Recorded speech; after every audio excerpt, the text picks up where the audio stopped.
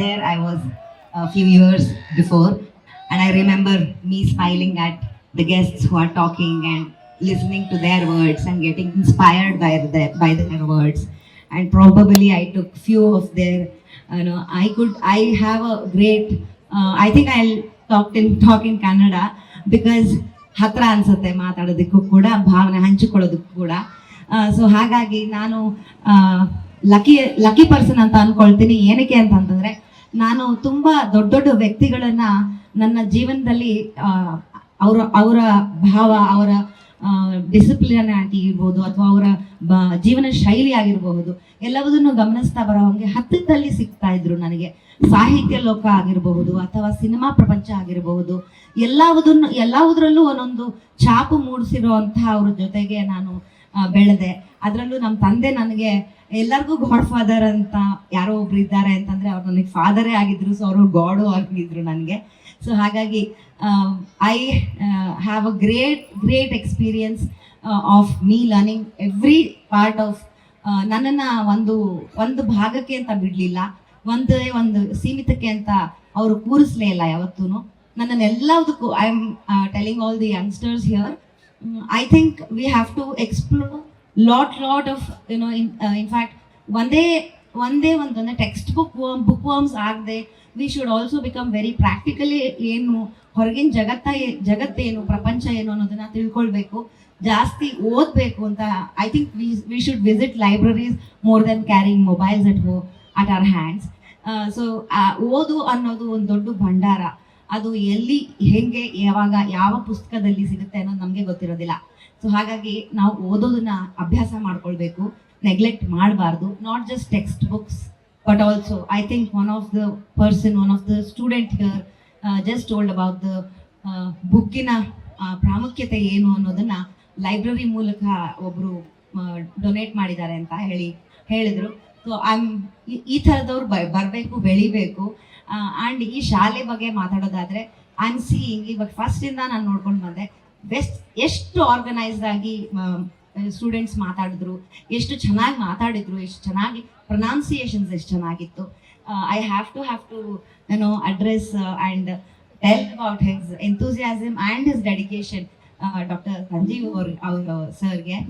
Because ಈ ಥರ ಒಂದು ವೆಲ್ ಆರ್ಗನೈಸ್ಡ್, ವೆಲ್ ಸ್ಪೀಕಿಂಗ್ ಆಗಿರ್ಬೋದು, ಎಲ್ಲವುದನ್ನು ಒಂದು ಸಂಸ್ಥೆ ನೋಡ್ಕೊಳ್ಳೋದು ಅಂತಂದ್ರೆ, ಯಾಕಂದ್ರೆ ನಮ್ದು ಪ್ರಾರ್ಥನಾ ಶಾಲೆ 8,500 ಮಕ್ಕಳು ಓದ್ತಾ ಇದ್ದಾರೆ. I know how hard and difficult it is to handle all these things. Accordingly manageable ಆಗಬೇಕು, ಎಲ್ಲವುದು ಹೇಳ್ದಂಗೆ ನಡ್ಕೊಂಡು ಹೋಗ್ಬೇಕು ಅನ್ನೋದು ತುಂಬಾ ಕಷ್ಟ ಇರುತ್ತೆ. ಅಂಡ್ ಫಂಕ್ಷನ್ ಮಾಡಿ ಮುಗಿಸ್ಬಿಡೋದು ದೊಡ್ಡದಲ್ಲ, ಕ್ಯಾರಿಂಗ್ ಫರ್ದರ್.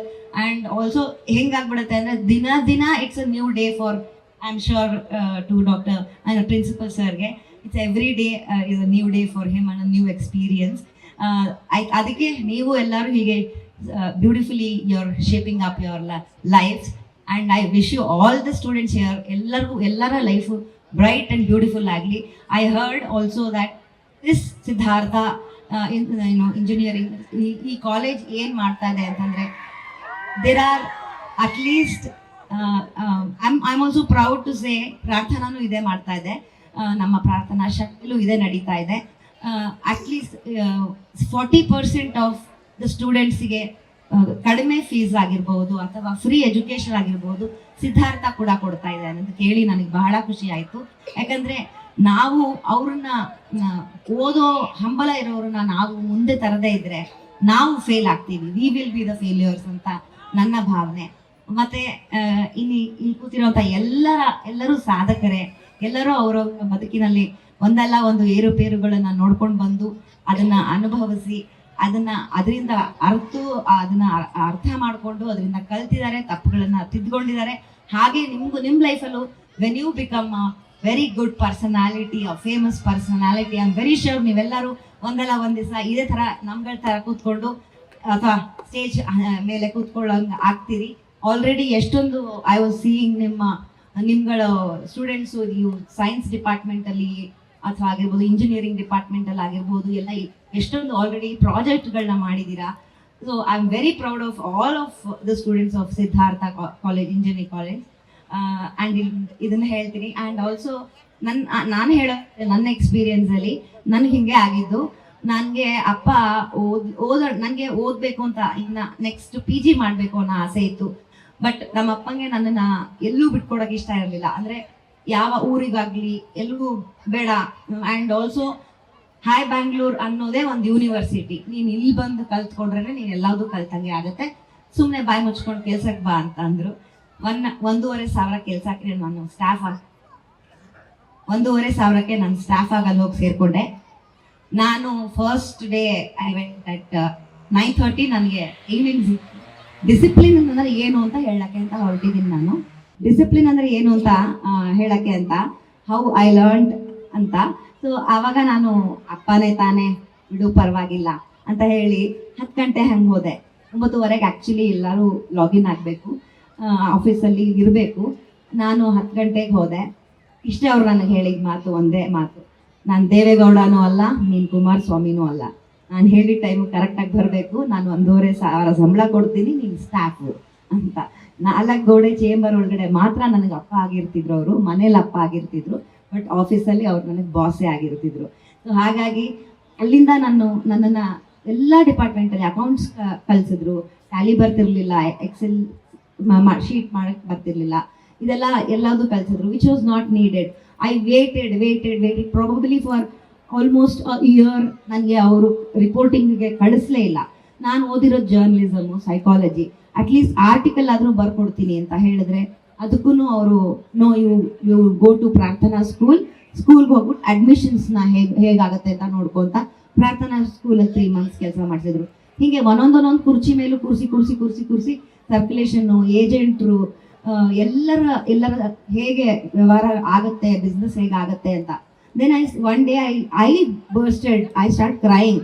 ಹತ್ಕೊಂಡು ಹೋಗ್ಬಿಟ್ಟೆ ಅಪ್ಪ ಹತ್ರ. ಅಪ್ಪನ ಕೇಳಿದೆ, ಅಪ್ಪ ಯಾಕೆ ಹಿಂಗೆ ಮಾಡ್ತಿದ್ದೀರಾ, ನಂಗೆ ಪನಿಷ್ಮೆಂಟ್ ಕೊಡ್ತಾ ಇದ್ದೀರಾ, either I stay here or I quit the job and search for elsewhere or study further, law ಓದ್ತೀನಿ ಅಥವಾ ಏನೋ ಒಂದು ಮಾಡ್ತೀನಿ ಅಂತ ಹೇಳಿದಾಗ he said, you will not know now but you will one day know ಅಂತ ಹೇಳಿದರು. ಅಷ್ಟೇ ಹೇಳಿದ್ರು. ಅದಾದಮೇಲೆ ನನ್ನ ಐ ಥಿಂಕ್ ಐ ಗಾಟ್ ಒಂದು ಬ್ರೇಕ್ ಅಂತ ಸಿಕ್ಬಿಡ್ತು ನನಗೆ, ಥಟರ್ ಅಂತ, crime diary. I became chief bureau of crime diary. So ದಿನ ಬೆಳಗಾದರೆ ನಾನೊಂದು 2 ಹೆಣ ನೋಡಿಕೊಂಡೆ ಶೂಟ್ ಮಾಡಿಕೊಂಡೇ ಬರ್ತಾ ಇದ್ದೆ. ಸೊ ಇದು ನನ್ನ ಪ್ರತಿನಿತ್ಯದ ಇದು ದಿನಚರಿ ಆಯಿತು. Yeah, of course first reporting was very gory ಆಗಿತ್ತು. ಒಂದು ಸಾವು ನೋಡೋದು, ಒಂದು ಕೊಲೆ ನೋಡೋದು, ಅದನ್ನು ಅನುಭವಿಸೋದು, ಅದನ್ನು ಅಲ್ಲಿಂದ I started learning how crime world works ಅಂತ. ಅಲ್ಲಿಂದ I met my husband, I got introduced towards the cinema serial. ಅಲ್ಲಿ ಹೆಂಗೆ ವರ್ಕ್ ಆಗುತ್ತೆ ಅಂತ, because since I am a writer also. So I use to I did a serial for 6 months. ಆವಾಗಿನ ಕಾಲ ಎಲ್ಲ chewing gum ಥರ ಎಳ್ಕೊಂಡು ಹೋಗೋದು ಸೀರಿಯಲ್ನ. ಇವಾಗ 1 ವರ್ಷಕ್ಕೆ ಮುಗಿಯುತ್ತೆ ಬ್ರಹ್ಮ ಪುಣ್ಯಕ್ಕೆ. ಸೊ ಹಾಗಾಗಿ ಆವಾಗಿನ ಪ್ರೊಡ್ಯೂಸರ್ಸ್ಗೆ ದುಡ್ಡು ಮಾಡೋ ಅಂಥ ದಾರಿ ಅದು. ಸೊ ಅಪ್ಪನ ಹತ್ರ ಹೇಳಿ ನಾನು I got married and then I went and did 6 years of Radha ಅನ್ನೋ ಸೀರಿಯಲ್ ಮಾಡಿದೆ. ಅಲ್ಲಿ ನಾನೇ ಡೈಲಾಗ್ ಬರೀತಾ ಇದ್ದೆ, ನಾನೇ ಸ್ಕ್ರೀನ್ ಪ್ಲೇ ಮಾಡ್ತಾ ಇದ್ದೆ. ಸೊ ಅದನ್ನು ಕಲ್ತ್ಕೊಂಡೆ ನಾನು. ಆಮೇಲೆ ಸಿನಿಮಾಗೆ ಹೆಲ್ಪ್ ಆಯ್ತದು. I did 3 movies. ಅದು it was again a helpful journey ನನಗೆ. ಅದು ಲರ್ನಿಂಗ್ ಇತ್ತು ನನಗೆ. So I am just telling all you guys, ಇದೆಲ್ಲದೂ ಒಂದೇ ಒಂದು ಸೀಮಿತವಾಗಿ ಇಟ್ಕೊಳ್ದೆ ಎಲ್ಲದೂ ಮಾಡ್ತಾ ಬರಬೇಕು. ಆ್ಯಂಡ್ ಕ್ರಮೇಣವಾಗಿ ನಾನು ವಾಪಸ್ ಅಪ್ಪ ನನಗೆ ಇಲ್ಲ, ನೀನು ಎಲ್ಲದು ಕಾಸ್ಬಾತಿದ ಭಾವನಾ ಬೆಳಗೆರೆ ಅಂತ ನಾನು ಕಸ್ತೂರಿ ಚಾನಲ್ಗೆ 3 seasons ಮಾಡಿದೆ. ಸೊ ಆಲ್ಮೋಸ್ಟ್ ಪ್ರಾಬಬ್ಲಿ 110 episodes ಏನೋ ಮಾಡಿದೆ ಅನ್ಸುತ್ತೆ. ಸೊ ಹಾಗಾಗಿ ಅದು ಕೂಡ it was a host. I use to ask questions, I use to be thin then, ಚೆನ್ನಾಗಿ ಕಾಣಿಸ್ತಿದ್ದೆ ಆ್ಯಂಡ್ ಆಲ್ ದ್ಯಾಟ್. ಸೊ ಅದೊಂದು ನನಗೆ TV ಪ್ರೆಸೆನ್ಸ್ ಹೆಂಗೆ ಅಂತ ಗೊತ್ತಾಯಿತು. ಸೀರಿಯಲ್ ಸಿಕ್ತು, ಸೀರಿಯಲ್ ಮಾಡಿದೆ. ಬಟ್ ಇದೆಲ್ಲ ನಾನು ಬರೀ ಏನಕ್ಕೆ ಹೇಳ್ತಿದ್ದೀನಿ ಅಂತಂದರೆ, then I went back to ಅಪ್ಪನ ಹತ್ರ ಹೋಗಿ ನಾನು ವಾಪಸ್ಸು, ಅಪ್ಪ ನಾನು ಇಲ್ಲ, ನೀನು ನನ್ನ ಜೊತೆನೇ ಬರಬೇಕು, I am missing you, come to high Bangalore, 10,000 ಸಂಬಳ ಕೊಡ್ತೀನಿ ಈ ಸತಿ ಬಾ ಅಂತ. ನಾನು ಆವಾಗಲೇ 6 ಲಕ್ಷ ದುಡಿತಾ ಇದ್ದೆ. I said okay. ಅಪ್ಪ ಕರೀತಾರೆ, ಅಪ್ಪ ಅಮ್ಮ ಅದಕ್ಕಿಂತ ದೊಡ್ಡ ಇನ್ಯಾವುದೂ ಇಲ್ಲ ಜಗತ್ತಲ್ಲಿ. ಸೊ ಅವ್ರು ಕರೆದಾಗ ನಾವು ಹೋಗಲೇಬೇಕು ಅಂತ ಹೇಳಿ ನಾನು ಎಲ್ಲದನ್ನೂ ಬಿಟ್ಟು 10,000 ಸಂಬಳಕ್ಕೆ ಅಂತಲೇ ಅಪ್ಪನ ಹತ್ರ ವಾಪಸ್ ಹೋದೆ. ಅಲ್ಲಿ ಹೋದಾಗ ಲಾಸ್ಟ್ ಫೈನಲ್ ಡೇಸ್ ಆಫ್ ಅಪ್ಪ ಅವಾಗ ಅವ್ರು ಹೇಳಿದ್ರು, ನಾನು ನಿನ್ಗೆ ಎಲ್ಲ ಡಿಪಾರ್ಟ್ಮೆಂಟಲ್ಲೂ ಹಾಕಿದ್ದೆ ಯಾಕೆ ಗೊತ್ತಾ, ಈ ಕಪ್ಪು ಚೇರ್ ಮೇಲೆ ನೀನು ಕೂತ್ಕೋಬೇಕು ಅಂದ್ರೆ ಇದೆಲ್ಲವೂ ಕಲ್ತಿರ್ಬೇಕು. ಅದಕ್ಕೋಸ್ಕರ ನಾನು ನಿನಗೆ 1 ವರ್ಷ ಏನಕ್ಕೂ ಬರೆಯೋಕ್ಕೆ, ಐ ನೋ ನೀನು ಚೆನ್ನಾಗಿ ಬರೀತೀಯ, ಐ ನೋ ನೀನು ರಿಪೋರ್ಟಿಂಗ್ ಚೆನ್ನಾಗಿ ಮಾಡ್ತೀಯ, ಬಟ್ ಇದೆಲ್ಲ ನಿಂಗೆ ಗೊತ್ತಿರಲ್ಲ, ಇದನ್ನ ಕಲ್ತಾದ್ಮೇಲೆ you will be the boss ಅಂತ. Today I am proudly editor of hi Bangalore magazine and also O Manase magazine ಇವಾಗ ರೀಲಾಂಚ್ ಮಾಡಿದ್ದೀನಿ. ಇದೆಲ್ಲವೂ ಸಾಧ್ಯ ಆಗೋದು ಒಂದು ಒಳ್ಳೆ ಗೈಡ್, ಒಂದು ಒಳ್ಳೆ ಹಾರ್ಟಲ್ಲಿ ಒಳ್ಳೆತನ ಇಟ್ಕೊಂಡು ಬುದ್ಧಿವಂತಿಕೆಯಿಂದ ನಮ್ಮನ್ನ ತಿದ್ದಿ ತೀಡಿ ಅಂಥವ್ರು ಬೇಕು. ಅಂತಹ ಪ್ರಿನ್ಸಿಪಲ್ ನಿಮ್ಗೆಲ್ಲ ಸಿಕ್ಕಿದ್ದಾರೆ ಅಂತ ನಾನು ಭಾವಿಸ್ತೀನಿ.